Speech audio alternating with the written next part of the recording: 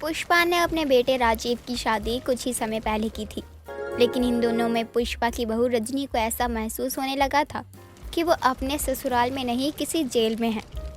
एक रोज़ पुष्पा के घर उसकी पड़ोसन का आना होता है और पुष्पा की बहू रजनी बिना घूंघट के चाय लेकर आती है। बहू, तुझे कितनी बार समझाया है, सर से पल्लू सरकने मत दिया कर, लेकिन तुझे खुद की इज्जत संस्कारों का ख्याल तो रहता नहीं, लेकिन अपने साथ मेरे परिवार की भी नाक कटवाने पर लगी है। माँ जी, मेरा घूंघट में दम घुटता है और मैं ठीक से चल भी नहीं पाती हूँ। और आप तो जानती हैं कि मैं कितनी बार गिरी हूँ इस घूंघट के चलने के चक्कर में। अरे पुष्पा, तू इसे इतना क्यों सुना रही है? भला घर में अभी कौन सा इसका जेठ या ससुर बैठा है?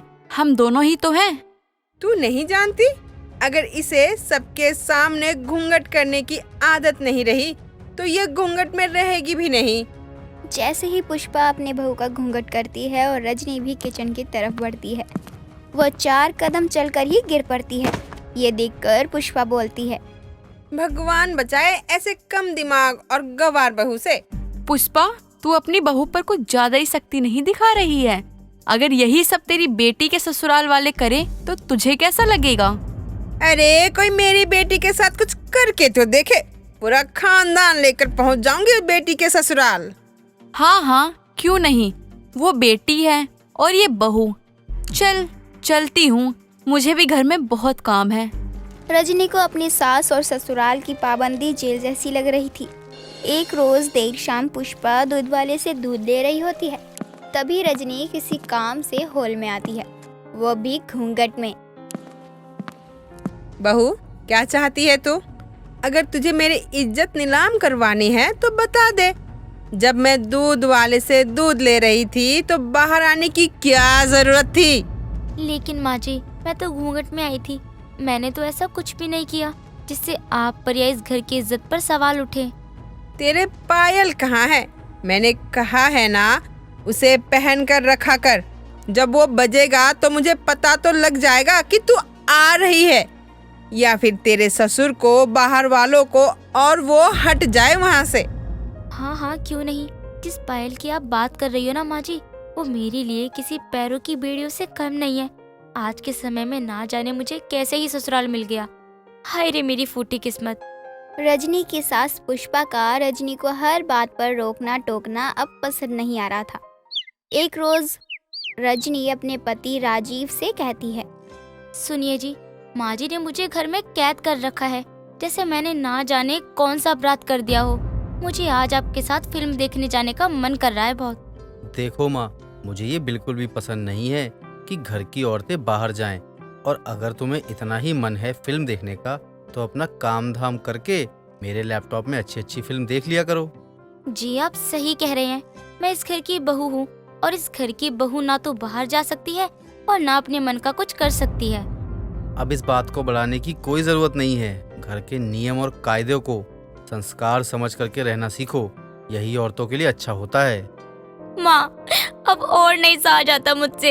ये 4 दीवारी, ये कैद, इसमें मेरा दम घुट रहा है। कहाँ आपने मुझे शेरनी बना कर रखा था, दुनिया दिखाई, कभी किसी चीज की पाबंदी नहीं लगाई। वहीं आज मेरा ससुराल मुझ पर औरत होने के ताने दे रहा है। रजनी अब अपना भी मन मना चुकी थी कि उसकी सास ससुर पति जो कहें वो रजनी चुपचाप सुनती रहेगी और करती रहेगी। एक रोज पुष्पा हॉल में बैठी होती है, तभी एक आदमी पुष्पा के घर आता है। अरे अम्मा जी, आपका सिलेंडर आया है? सिलेंडर तो पिछले ही सप्ताह मंगवाया है, लगता है मेरे बेटे ने फिर से बुक कर दिया। जी आप देख लीजिए, लेकिन क्या मुझे एक गिलास पानी मिल सकता है? गला सूख गया है। हाँ, क्यों नहीं। बहू, अरे ओ बहू, रहने दे, वो किसी काम में होगी, मैं ही लेकर आती हूँ। अरे कहाँ गया ये? अभी तो यही था। अब जैसे ही पुष्पा उस आदमी को इधर उधर ढूंढने लगती है, वो आदमी अचानक से पुष्पा के पीछे से आकर पुष्पा का मुंह बंद कर उसकी गर्दन पर चाकू रख देता है। अरे चिल्लाने की जरूरत मत करियो अम्मा, होशियारी दिखाई ना तो जान से हाथ धो बैठेगी। चुपचाप से गहने उतार और रख टेबल पे।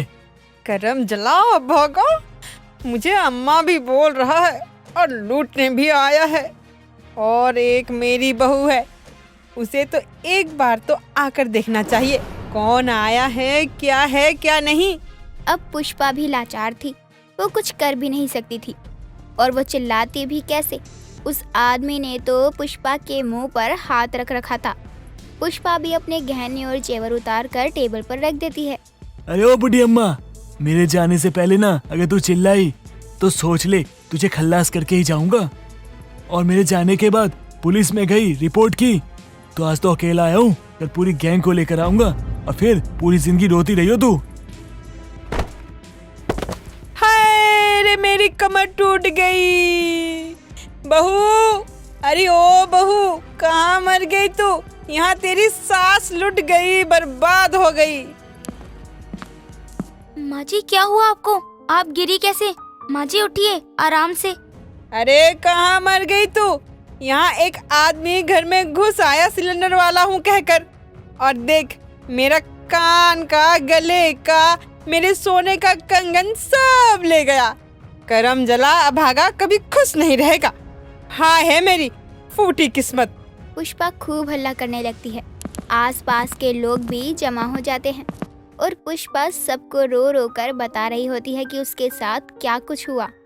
अरे तू जितना अपनी बहू को कोस रही है उतना ही तू खुद को भी गालियां दे, क्योंकि तू ही तो है जो अपनी बहू को किसी बाहरी आदमी के सामने घूंघट तक नहीं उठाने देती, तो फिर वो बेचारी उस आदमी के सामने कैसे आती? मैं तो इसे संस्कार सिखा रही हूँ, लेकिन सबको लगता है कि मैंने बहू को कैद कर रखा है। अरे कोई इसे बताओ तो, घर में कोई आया है, कौन है, कहाँ का है, ये सब जानना इसका फर्ज नहीं। पुष्पा अब भी अपनी बहू को इन सब का जिम्मेदार मान रही थी, बल्कि पुष्पा ने ही बहू को घर में कैद रखने, किसी के सामने बाहर ना आने और घूंघट में रखने की कस्में खाई थी। अब देर शाम राजीव आता है तो पुष्पा से सारी कहानी सुनता है। माँ, आपने इसकी सही हालत कर रखी है। ये घर में ही रहने के लायक है। इसे इतना समझाते हैं तब भी समझ में नहीं आता। घर में कोई घुस आया है और उसने माँ के ऊपर चाकू रख रखा है। बेटा, मैं चिल्लाई भी लेकिन ये नहीं आई। आज तो वो मुझे मार ही देता, लेकिन भगवान भी चाहते हैं मैं अभी और जीऊं। लेकिन माँ जी ने तो मुझे कहा था कि किसी के सामने मत आना, और जब एक अनजान आदमी आया तो मैं उसके सामने कैसे आ सकती थी?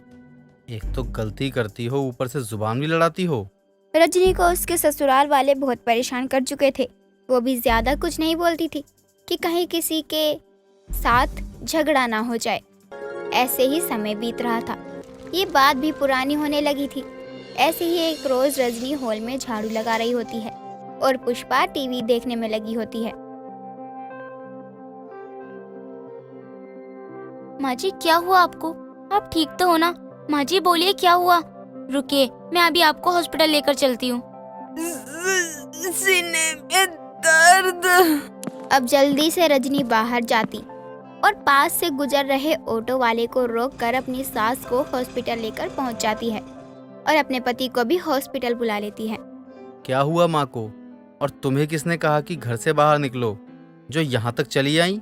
माँ को जरूर तुमने ही गुस्सा दिलाया होगा। जी आप हैं पुष्पा जी के साथ। वो अब पहले से बेहतर हैं और खतरे से बाहर भी। अगर आप थोड़ा भी और समय लगाती तो उनकी जान को खतरा हो सकता था। राजीव को सब समझ आ जाता है। इधर जब रजनी पुष्पा से मिलने अंदर जाती है तो घूंघट कर लेती है। बहू, घूंघट हटा ले। आज मुझे एहसास हुआ मैंने तुझे घर की 4 दीवारों में बंद रखकर कितना बड़ा अपराध किया है। आज ये मेरी जान भी तेरी ही दी हुई है बहू। माँ जी आप माफी क्यों मांग रही हो? आप ये सब भी तो मेरे भले के लिए ही कर रही थी, ताकि मैं बाहर ना जाऊं, लोगों की गंदी निगाहें मुझ पर ना पड़े। पुष्पा को भी एहसास हो चुका था कि उसने जो कुछ भी किया वो गलत था, लेकिन आज अगर रजनी उसे हॉस्पिटल नहीं लाती तो उसकी जान भी नहीं बच पाती।